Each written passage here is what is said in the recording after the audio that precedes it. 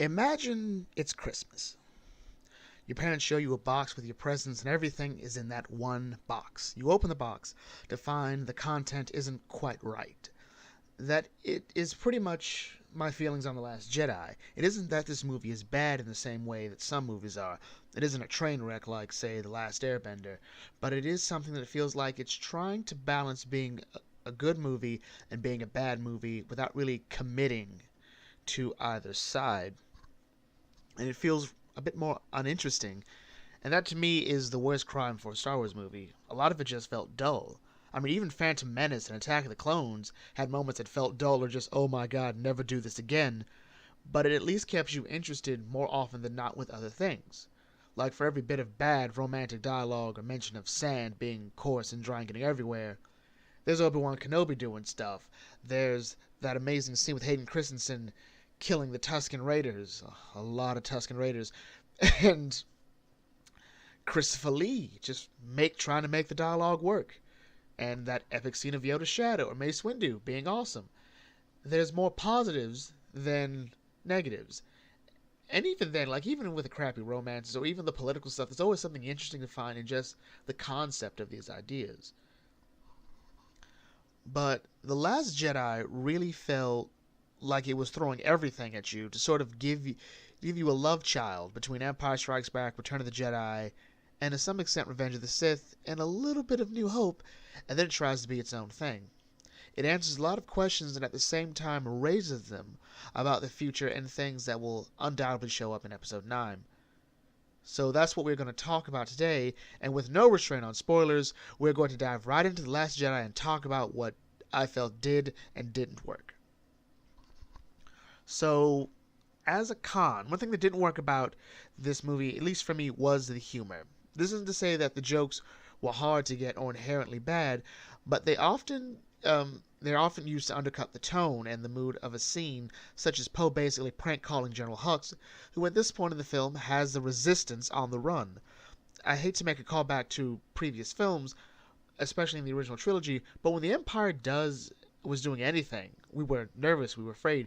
It's a very intense atmosphere, like you don't mess with the Empire, and the Resistance is supposed to sort of be channeling that. We're aware of a threat with the Empire, and it felt like here we're trying to remind you that Poe Dameron is pretty much invincible. Like, this is a great threat, but no, Poe's here. Poe's here. And the thing is, every joke Poe makes in either this or The Force Awakens usually makes me laugh, but I always feel like I'm being taken out of the movie to remind me that Poe isn't going anywhere. He's read the script, and is one step away from being an extra in Robin Hood Men in Tights. This is shown again when Finn wakes up in the med center and falls off the gurney, and it's played up for laughs, but when you realize the last time we saw Finn, he was comatose. And there were rumors that he would have spent the entire episode in like a suit just to keep his spine up, and that didn't happen. The tone of the movie makes it feel like we're always being interrupted by humor, and it just sort of offsets everything. And it's humor that's funny, so that's fine, but then you realize everyone here could have died, should have died. In the beginning of this movie, a lot of people die. And another thing is the Porgs. The Porgs played no role other than to be a marketing campaign, and the Porgs weren't even that interesting to begin with. Another con for me was the useless time clock and the subplot, which means everything at the casino. So Finn and Rose, they have to find a hacker to save the Resistance from being destroyed by the First Order before the ship runs out of fuel in 18 hours, while Poe tries to get General Holdo on board with a plan just to eventually take over the crew, just so Finn and Rey can fail, which leads the First Order finding out about General Holdo's real plan, which was to have everyone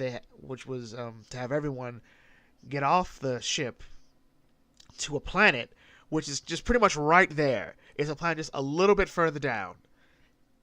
It's just so pointless. Like, the whole thing is so the First Order finds out about the plan, so therefore the plan doesn't really work. It's not only is Finn and Rose's little adventure a waste to only reveal to Finn about the industrial war machine, there's no real meaningful way to just make it interesting. Like, this entire plot point just feels like we're padding it. Finn himself has nothing to do with any real merit other than to deal with Captain Phasma, who pretty much is only here to deal with Finn. and Finn pretty much learns the lesson he learned in the first one, that there are causes worth fighting for. Rose here at least comes off as someone trying to be interesting, especially with her sister having died in an attempt to destroy the dreadnought from the First Order. But General Holdo is literally introduced just to die, and she doesn't really get much to do other than be someone for other characters to play off of. Like, General Holdo is more interesting because Leia talks about her. She's more interesting because Poe has to talk to her. She's just kind of there. And remember, this whole thing happens because Holdo doesn't tell Poe anything, but Poe doesn't really need to know General Holdo's plan, but Poe also doesn't have any real reason to think his own plan will work. Which goes to my third con, Poe. Yeah, Poe's involved in kind of all of my early cons for this movie. He's kind of a terrible character. And it's not because of Oscar Isaac. Everyone here turns out an amazing performance. And that really shines through this script and this dialogue. He does a great job of playing Poe. And it isn't so much Poe's fault, so much as it is the writing. It doesn't really chastise Poe. The movie doesn't chastise Poe so much as it slaps him on the wrist for everything stupid he does. Like, Leia demotes him, but it's kind of like, you're demoted. Don't do that again. But his entire actions to destroy that dreadnought cost almost his entire battalion. Like, his entire squadron. Like, there's maybe like 3 ships that survived, 3 pilots that survived Poe's little fancy fun. Like, I gotta destroy this dreadnought. Poe, we're good. We just have to leave. You did the job. He's more interested in the cause than surviving after the cause. At least to an extent. It's sort of the idea that he's totally ready to die like a martyr, but he's not realizing that he loves the battles, but he's not realizing he's in a war. And his lesson at the end is that I guess he has to be more careful, has to see the bigger picture, and I feel that may have been conveyed properly, but I think it would have been better if Poe had to confront the people who did lose someone. Like, Rose's character, her sister dies, destroying the dreadnought. And I think it would have been cooler if Poe and Rose had to do that playoff, where Poe has to realize, okay, someone important, one of the people that died in my attempt to, like, for the cause, was important to someone, and I don't think I can tell people that and just say, well, it was for the cause. I don't know, it feels like there was more to Poe's story, and that's sort of something that's going to be a big thing about this film, is that everything feels half done with these characters and half realized. Number 4, Hux and Phasma. And they get more and more useless as time goes on. At least with Hux, in the beginning of this film, he's kind of amazing. Like, those first few minutes, he's just walking like, yeah, we got him, they're going down. I thought, okay, this is going to be the Battle of Hoth, but with, some stakes. People are going to die, because Hux got a plan. And Hux did have a really good plan, but it just as much to him. Like, we find out more about Hux in, like, the expanded materials, but you get this feeling that Hux is supposed to be the Tarkin of this series, but while he sometimes has the look and attitude down, he just sort of falls apart quickly. Tarkin himself was taken seriously in the original trilogy by people like Vader, and Kylo Ren doesn't take him seriously, and the same thing is with Phasma. Phasma just just sort of exists to just antagonize Poe, not Poe, Finn, because no one else seems to really care who Phasma is. Phasma just shows up whenever there's enough stormtroopers in a room, then Phasma can show up. And they almost feel like parodies of their actual predecessors. Like, Phasma feels like she's supposed to be a fusion of a stormtrooper with Boba Fett, and it just sort of it goes from there. Like, we're expected to think Phasma's awesome, primarily because Gwendolyn Christie is providing the dialogue, and we're thinking Brienne of Tarth is with the First Order. That is cool. That is awesome. This is not Brienne of Tarth. Brienne of Tarth would go to town on Captain Phasma. Next is, we're getting into more nitpicks here. Like, 1 through 4 were what I felt were more serious things. The Force and Rey. So, in Star Wars, there are plenty of anomalies, though not the same level as the Skywalker family. The Skywalker family was always supposed to be this really OP family because Anakin is conceived by the midichlorians, or the Force. I don't get why people have an issue with the midichlorians. Maybe it's the explanation, but it makes sense. Okay? Certain people are going to have the Force, and some people aren't. The question is why. But going on to unique individuals in the Force, Galen Merrick, Star Killer in the Force Unleashed, is noted as being exceptional. Ventress was noted to be exceptional in the Force. Yoda, I'm totally going into the EU, which we are slowly acknowledging and not acknowledging parts of. Yoda is not the only Jedi of that particular unnamed species. There is Yaddle during the time of the original trilogy. You see her in The Phantom Menace. She's the same species as Yoda. She's not as powerful as Yoda. There's one in the, I'm going to call it the Lucian Dre Zane Carrick series of the Old Republic. There's a Jedi like Yoda there. None of them are believed to be on par with Yoda. Yoda is an exception to that rule. And other individuals in history have somewhat humble origins that can be very talented in the Force. The problem I have here is that we don't understand Rey and the Force, or rather, I don't think the movie does, or at least the Force Awakens. Whether Rey is some sort of prodigy isn't really known, but we seem set on making Rey and everyone with the Force super good, especially Rey. There's never any real effort to when Rey uses the Force. She's just sort of, I'm going to use the Force now. I have solved all my problems. I mean, with Snoke, Luke, and Kylo Ren, it makes sense because they're trained at it. We know Luke Skywalker's trained. We know Kylo Ren was trained. We have to assume Snoke was trained just because it makes sense. But Rey, even down to her training, it just doesn't add up. Over the course of the movie, she learns to feel the Force and tap into it at will with Luke, but that's it for the most part. And by the end of the film, she's able to contend with Kylo Ren and Snoke's guards. I actually rate this one, I rate this one pretty low because it seems to be the direction the movie wants to go. But every time Rey used the Force, I kept thinking, this makes no sense. And a good example that was presented is in The Empire Strikes Back. When Luke has to pull his lightsaber out of the snow, that's effort. He can't just go, I'm going to pull it out of the snow and just going to raise my hand. He has to focus. He has to concentrate. And again, on Dagobah, when Luke's training, he has to lift the rocks. And remember, Luke is a Skywalker. He's supposed to be really, and he will be really OP going back to the expanded universe. And it feels that when Luke can do these things, it feels earned. It feels deserved. It feels like we're telling the story of Luke growing as a Jedi.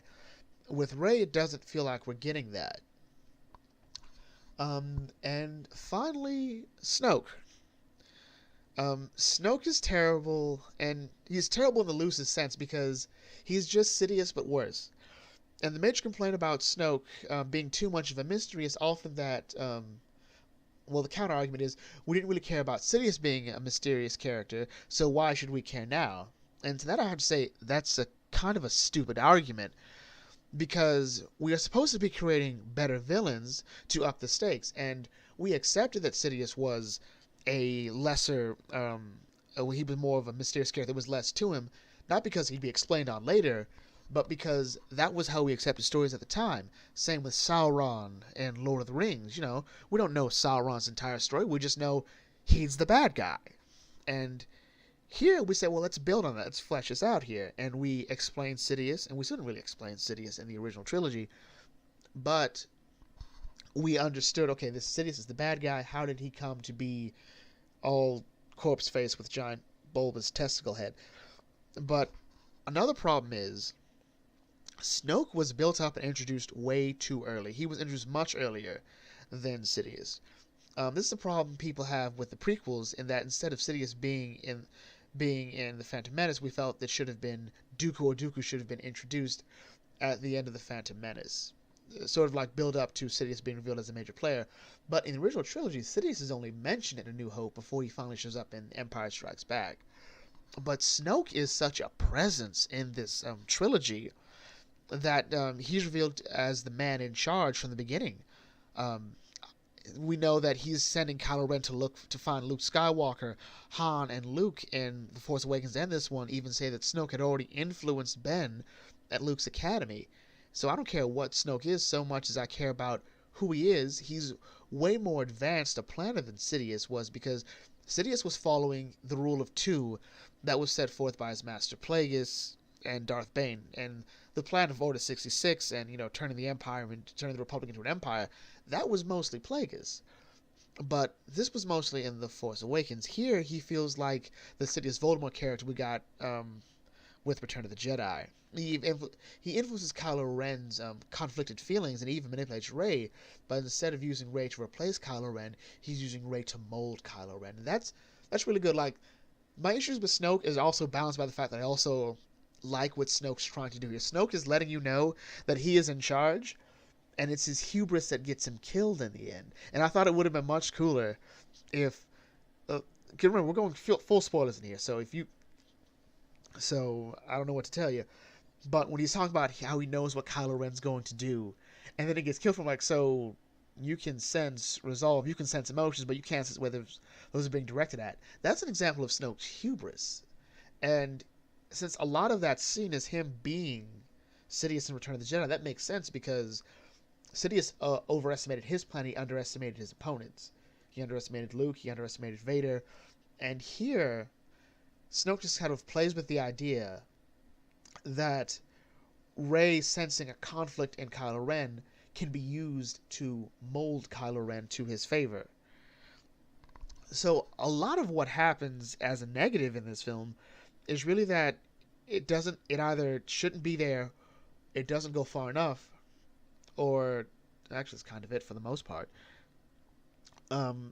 There's a lot going on, but for my part, the best thing about the Resistance is when General Holdo uses the hyperdrive to smash the ship into the First Orders. That was an amazing bit of cinema.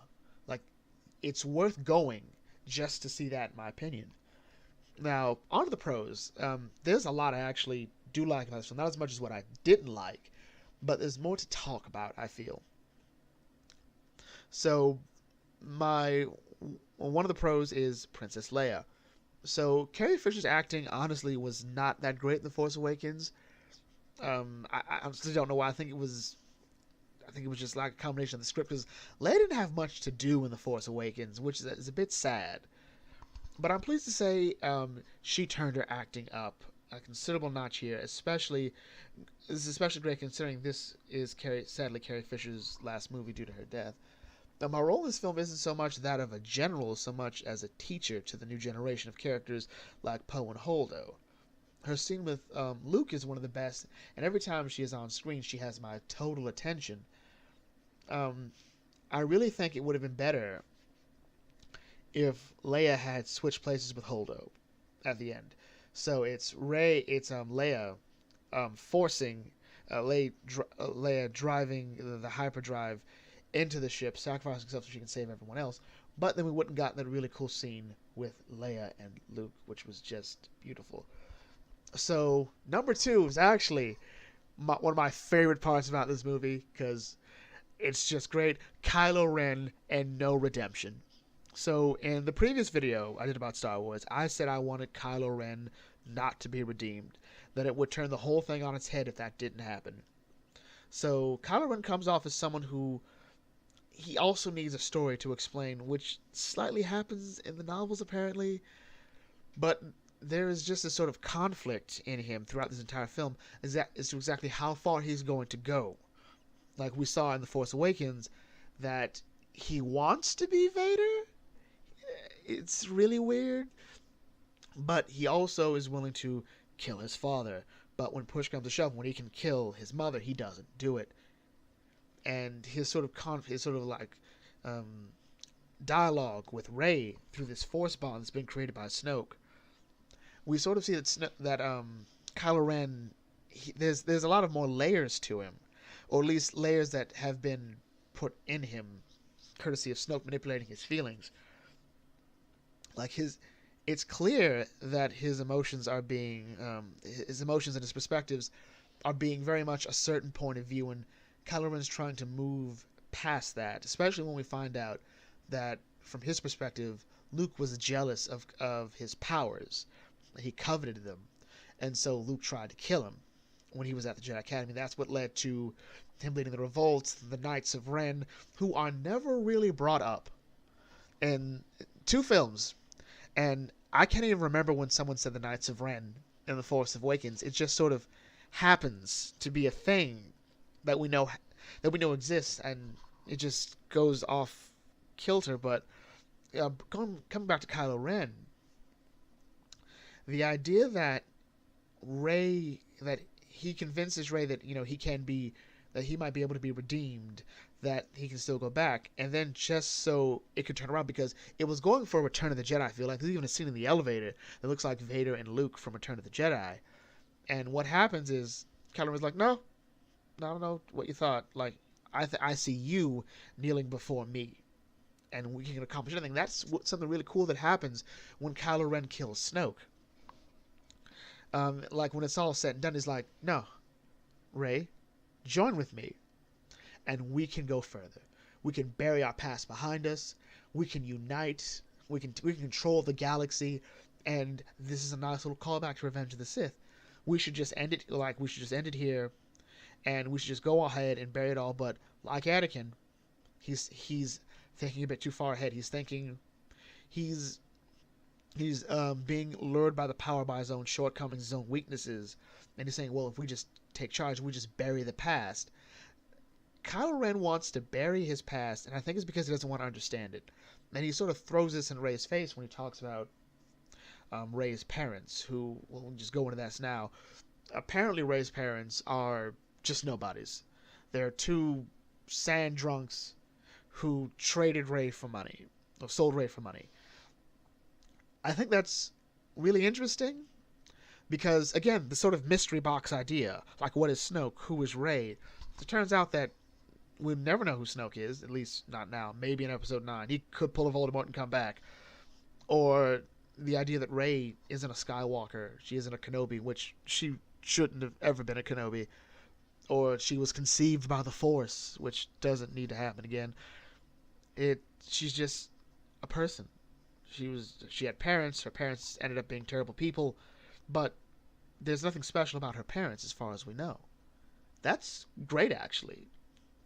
The idea of, again, those humble origins. I mean, Galen Merrick was the son of 2 Jedi. It's kind of it. Obi-Wan Kenobi is an exceptional Jedi. His parents aren't, as far as we know, weren't special. There's no reason to say that this person's strong, therefore there has to be something overly special about them. But it's kind of it, really, with Kylo Ren.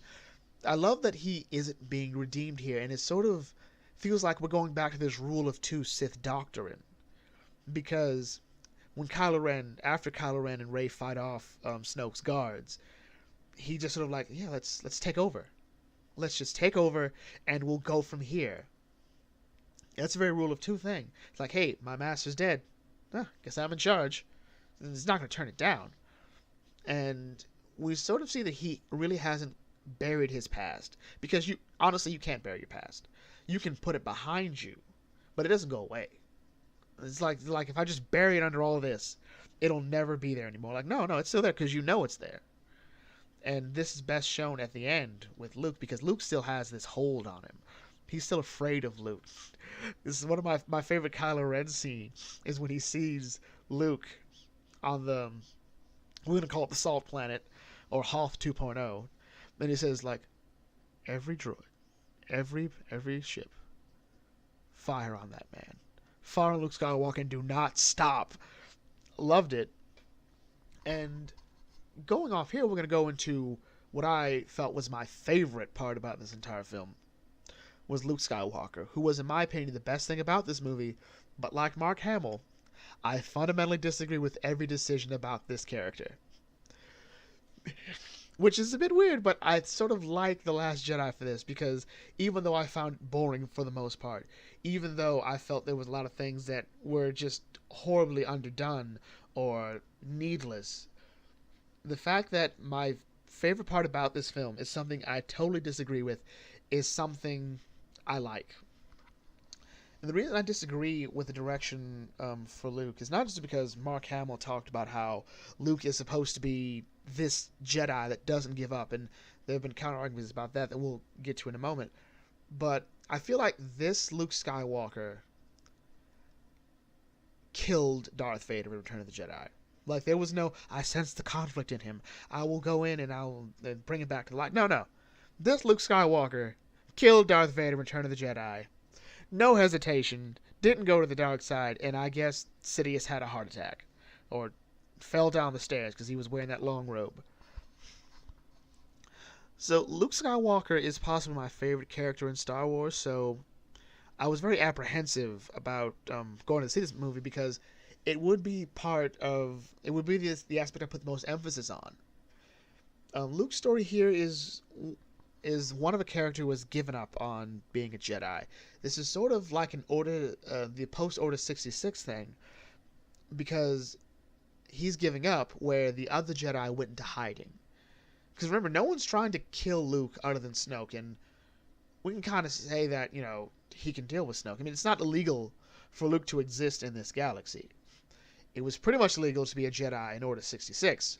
Not really Force sensitive, because you'd be killed or shanghaied and join the Empire. So the Jedi don't really give up, for the most part, in the Old Republic, in the Republic era. So much they go into hiding. Here, Luke is just sort of tired. He's sort of given up on being the hero of the rebellion, being a Jedi, even the Force. He's closed himself off from that. And this is because he pushed Ben Solo to becoming Kylo Ren. And this is because he sensed the darkness in Kylo Ren. And this whole time I'm thinking about, hey, Mark Hamill played Master Ericus in Kingdom Hearts Birth by Sleep. And he said, "Has the darkness taken you too, Terra?" I was like, oh no. Oh no, and this was also like, he said, Snoke got to him more. I thought, so wait, Snoke has been talking to Kylo Ren, to Ben? And so he contemplates killing Ben. Like he's in Ben's room. He's turning the lightsaber on, and he's considering doing it. Then he looks, and then as soon as he has the thought, he realizes, I shouldn't be doing this, and he regrets it. But then Ben turns around and just sees his uncle with a lightsaber above him, and that's what destroys their relationship. That's what forces Ben off to becoming Kylo Ren, forming the Knights of Ren, attacking the Jedi Temple, or the Jedi Academy. And that was really good because we understand why Luke blames himself and why he's sort of attacking Jedi dogma for this.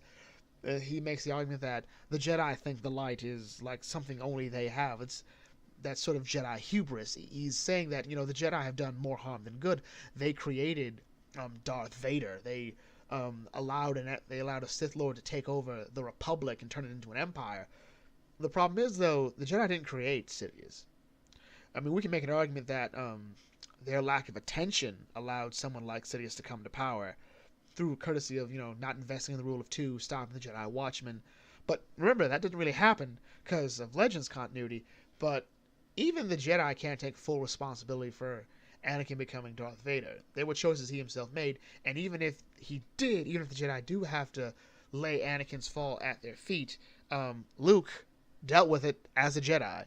He did the most Jedi thing ever, which was go up to his enemy and say, I sense the conflict in you, I can help you, come back to the light, and he does. So it's a bit weird because every statement Luke's made already has this amazing counter-argument to it, and it feels like we don't know how to motivate Luke to coming back to just life, to reality. And it does feel like we're just sort of forcing a story for the sake of forcing it. We especially see this with the idea that because it's close enough off to the Force, he hasn't sensed that Han has died. He doesn't know that his sister is critically injured and out of it. And when Rey confronts him about what happened with Kylo Ren, and she says, I can sense the good in him, the conflict. We can bring him back, and that will help. And he doesn't. This is like, it isn't going to go the way you think. And I kind of wonder if he's aware that Snoke is manipulating Kylo Ren or them as a whole, but he doesn't communicate this with anyone. And I think it would have also been interesting if Snoke had also put that thought into Luke's head about Kylo Ren. That, yeah, he's put this, like, Snoke has influenced Ben Solo, but Luke's first instinct would have just been to talk to Ben, but Snoke puts that thought in his head.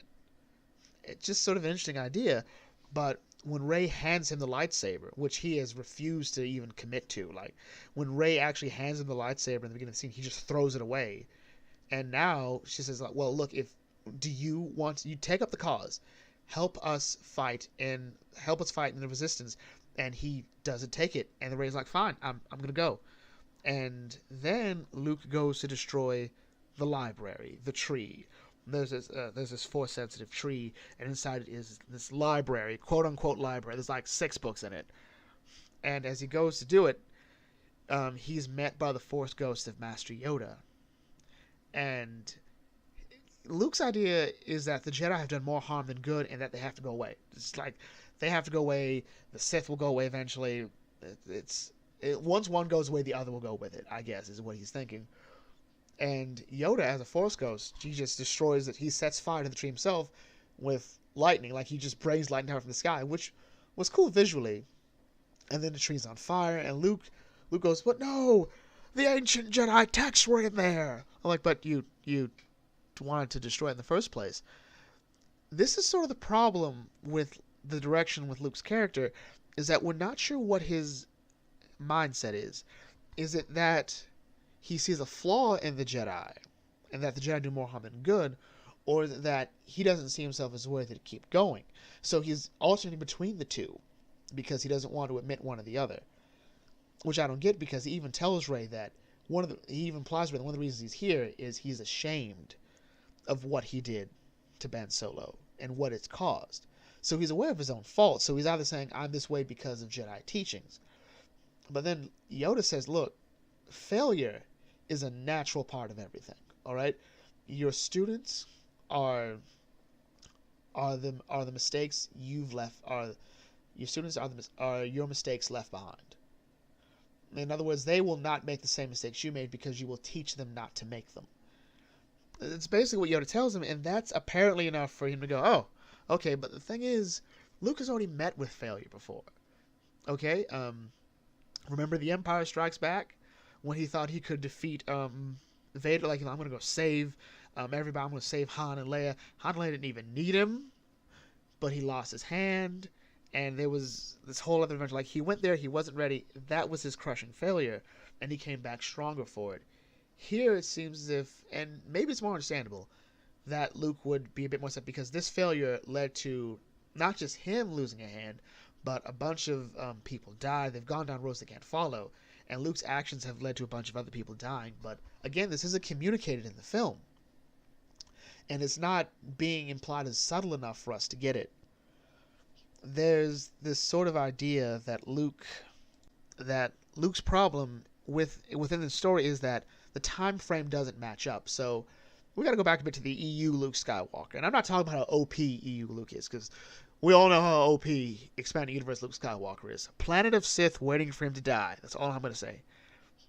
But EU Luke didn't give up. He built his own Jedi temple, his own Jedi academy. He trained people. He fell in love. He had a wife. And these things at some point were taken from him in one form or another, but he kept going. We can make the argument that in this universe, Luke may have been too eager or too ready or too inattentive. There was some flaw in this younger Luke Skywalker after Return of the Jedi, when he took up his mantle as Jedi Master, and he hasn't dealt with that, because you remember, he didn't just lose a student. He lost his sister's son, his own flesh and blood, and he also lost a lot of students. Because Luke says himself, Kylo Ren took a handful of my students, and they slaughtered the rest of them. So you get that he's weighing those deaths on him, but it's not communicated well enough. I think what would have been better would be if we see that Luke is in solitude for like 5 years after that event. But we're looking at this time frame doesn't make sense, because so Kylo Ren is about 29 years old. He was born if I'm reading it right, 5 years after the Battle of Yavin, or he was he was born 1 year after the Battle of Endor. So it's sort of weird because we can't really place it. We can't really place the time frame. So let's make up a time frame. Let's make up a time frame. Okay, so let's say Ben Solo was attacked by Luke Skywalker in his room at the age of 15, because Luke Skywalker senses a grave darkness building in Ben, and he jumps he gets ready, starts the lightsaber on, prepares to kill, then says, "Oh wait, I can't do it. It's wrong. I'm so ashamed." Then Ben wakes up, sees it, goes on to the dark side, and then we have all these years later. So we're looking at these 14 years later. So Luke has spent 14 years doing nothing. It barely sounded like he read the books. So, but if we were to say that Kylo Ren is in his 20s, about that, so we're looking at maybe 5 years. We have Luke sort of in the shambles of everything. The First Order's got this amazing win because Luke has taken himself off the board. Morale is down. I don't think that would have made a lot more sense. But here we have a totally different thing. But at the end of it, when Luke finally steps back into it, and I really felt it should have been the Force Ghost. I think we could have told a much better story if we'd used the Force Ghost that was sort of showing up around Luke whenever he's coming to a decision. Like, imagine if he's going to go, he's going to go deal with Ben Solo in his room, and he sees the Force Ghost of Darth Vader, and it's reminding him that Ben could become Darth Vader. But then the Force Ghost morphs back into Anakin, and that sort of reminds him that, oh wait, there's still a way to go. That there's still good in him. I can sense the good, even though there's a lot of darkness. I should focus on that. And then Ben can still wake up and feel the sense of betrayal, and goes to the dark side. And then while he's in solitude, it's Ben Kenobi saying, trying to convince him to teach Rey, talking about like she will learn patience. Were you any more different when I taught you? Just sort of that sort of aspect. That Luke felt there was nothing left for him when his aunt and uncle were killed, and Rey has nowhere else to go either. There's this aspect of her she needs to understand, and Ben Kenobi sort of pushed that, and we could just do dialogue if we don't want to pay to have an Alec Guinness knockoff. And then Yoda comes in and says, "You're so much more than your failures. There's no greater teacher than failure. Get back up and help people." A Jedi doesn't give up, is what Mark Hamill was trying to convey here, and that's sort of what I agree with here. Like, Jedi don't really give up. They sort of say, like, okay, for now we have to disappear, and there'll be a time when we come back, and that's it. That's totally different than giving up. When you give up, you never intend to come back. Luke's giving up here. But when he comes back, and that scene when he's walking through is just beautiful. I wish it actually had been him instead of a Force illusion. Especially when he goes to talk with Leia Forbidden, he holds her hand. And it's a really great moment between siblings, especially when he kisses her forehead. And he just sort of walks out, and it's sort of like, this is the Jedi Master. This is it. And Kylo Ren's freaking out. This is like, shoot him. Do not stop shooting. You don't know this man. We got one chance. And he's like, okay, I'm going to go down there. I'm going to go mess him up.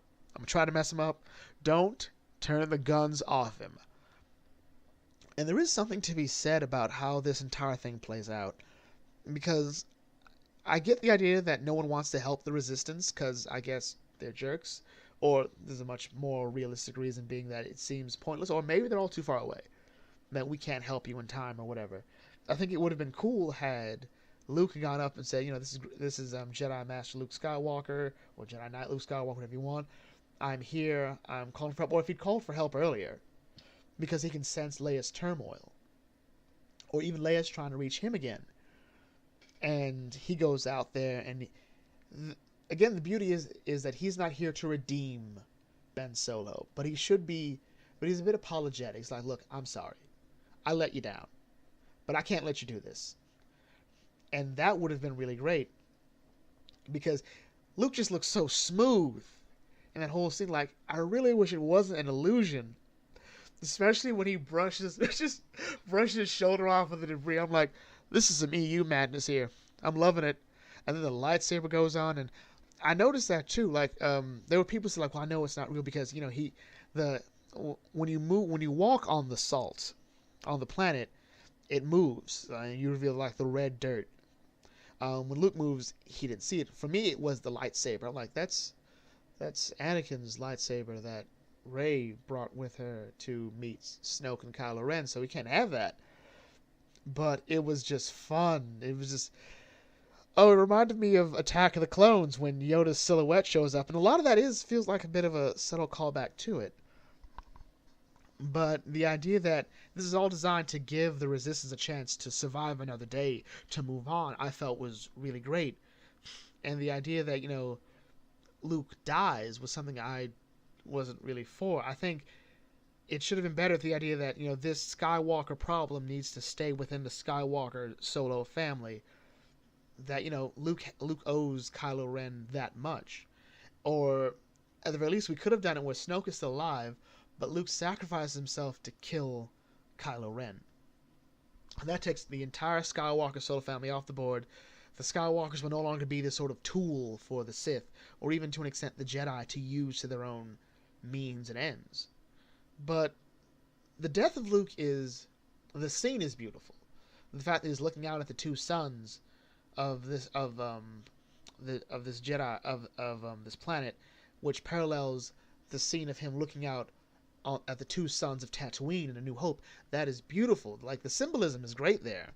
That, Luke's story begins and ends staring at the beautiful suns. But I still felt like, this is Luke Skywalker. You kind of gave him the shaft. I understand where the hashtag not my Luke comes from. Dear God. This was, again, I didn't hate this Luke, but this is not my Luke. This is sort of like a different take on Batman. I look at Christopher Nolan's Batman. That's not my Batman. I look at Kevin Conroy's Batman. Like, that's my Batman. Even a Ben Affleck's Batman, I feel, is more my Batman than Christian Bale's Batman. But I just sort of felt that we got this effort to take the old guard off the board, but I never felt that the old guard had effectively prepared the new generation the way we should have. Like, if this had been a proper torch passing, we could have gotten a much better movie here. But I do like that Luke's saying, like, you know what? I'm not the last Jedi. Because he's talking about Rey, who is back on the table. Like, she's embraced this new role. And so the future's in good hands in Luke's mind. So he's totally prepared to die. And he goes, like, I'll see you around, kiddo, to Kylo Ren. And the idea that this was an illusion, which reminds me of the Legacy of the Force novel Fury, where a illusion of Luke Skywalker torments just sort of like puts his nephew Jason in his place. Yeah, there's, again, nothing special about this. It's sort of beautiful, and I couldn't stop laughing.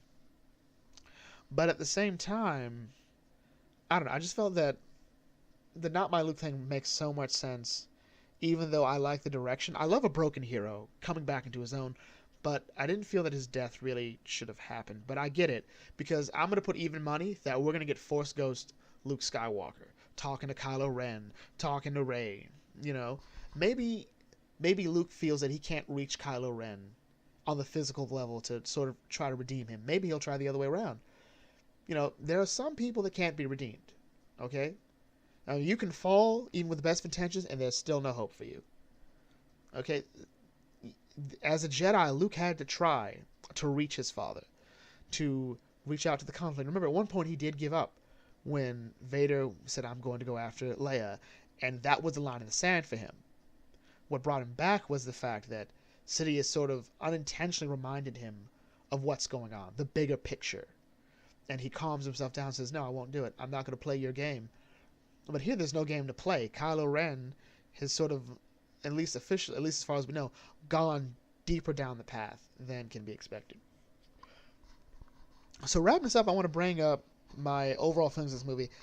A lot of the themes of this movie is let the past die, leave it buried, go on there. And that could be sort of a meta call out to fans of the EU, like, you know what, just let it go. This isn't your story. This isn't the story it's going to be anymore.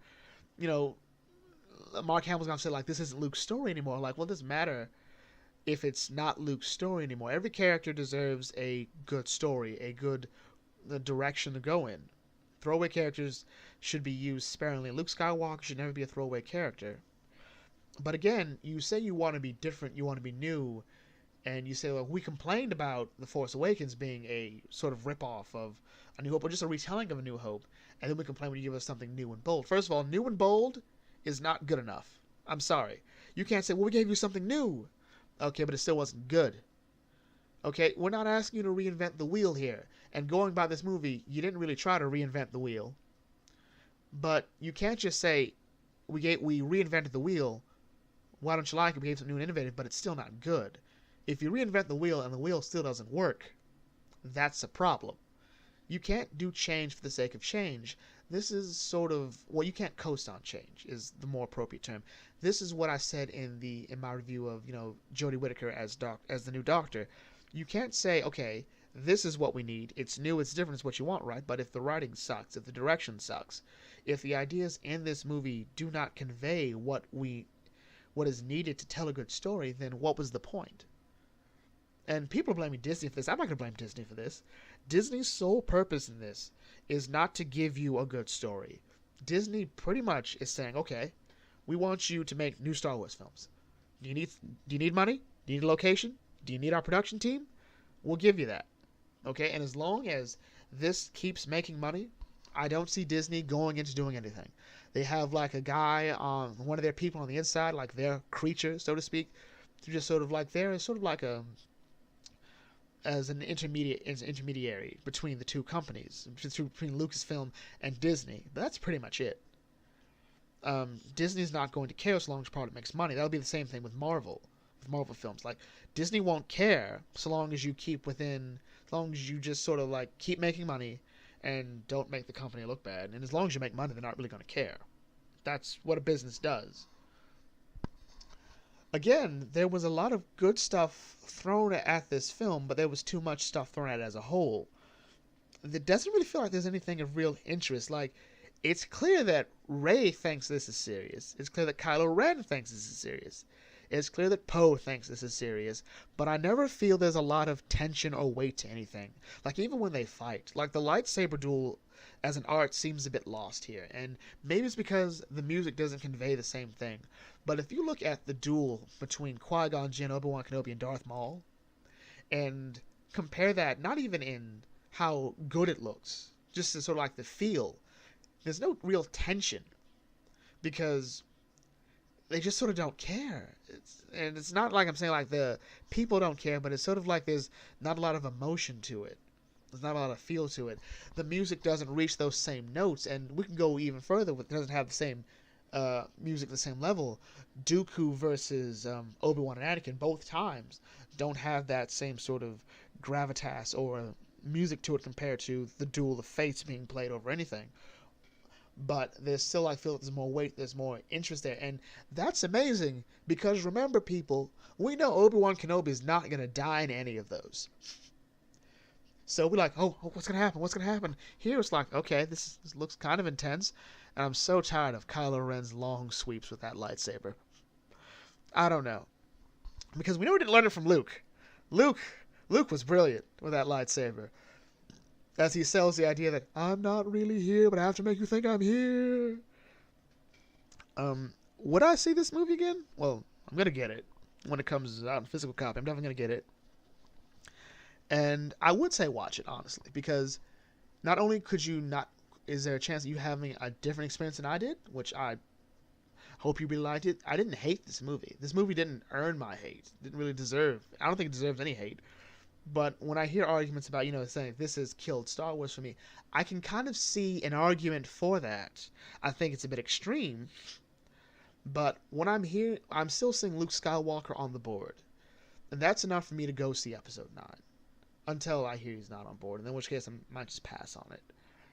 But there's effort here. There's an attempt to try to tell a story, but whether it's bogging itself down in a lack of effort, whether the idea that J.J. Abrams and Rian Johnson didn't have any transparency going on, because remember, Rian Johnson was not the original director for this. someone else was after Abrams left, and Abrams will be coming on for 9. I just don't really feel where we're going with this. Or at the very least, I'm not really super excited about it. So with that in mind, we're going to bring this video to a close. If you are new to the Bucket Technique, please feel free to like, comment, share, and subscribe. I'd love to hear your opinions on The Last Jedi. If you disagree with anything I've said with the pros or cons, if you feel there was something that was worse or better, feel free to leave that in the comments. Hashtag not my Luke. And I will catch you all later. This is the Bucket Think Tank signing out. May your fandom serve you well. Hashtag not my Luke.